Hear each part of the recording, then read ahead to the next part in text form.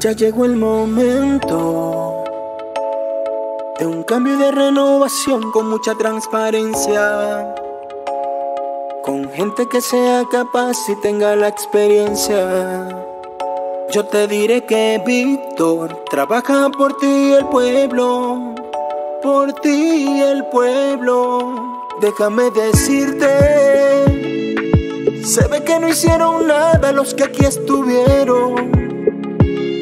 Siempre prometían todo, pero nada hicieron. Y tú lo sabes muy bien. Basta de malos gobiernos. Víctor aquí viene a trabajar, te viene a demostrar con trabajo, con acciones, sus buenas intenciones. Todos a progresar con gente nueva. Que si trabaje Víctor Mondragón como presidente, por un nuevo futuro vamos a votar. El 6 de junio votemos por Víctor, para que sea nuestro presidente.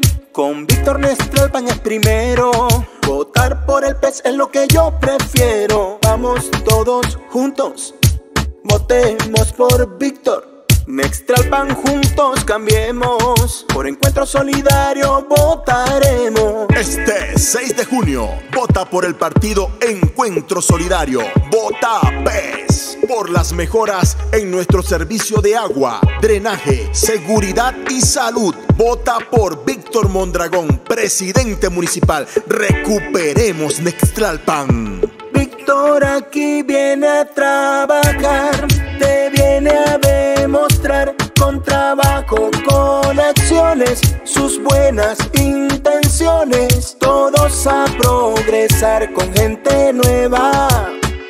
Que si trabaje Víctor Mondragón como presidente, por un nuevo futuro vamos a votar. El 6 de junio votemos por Víctor, para que sea nuestro presidente.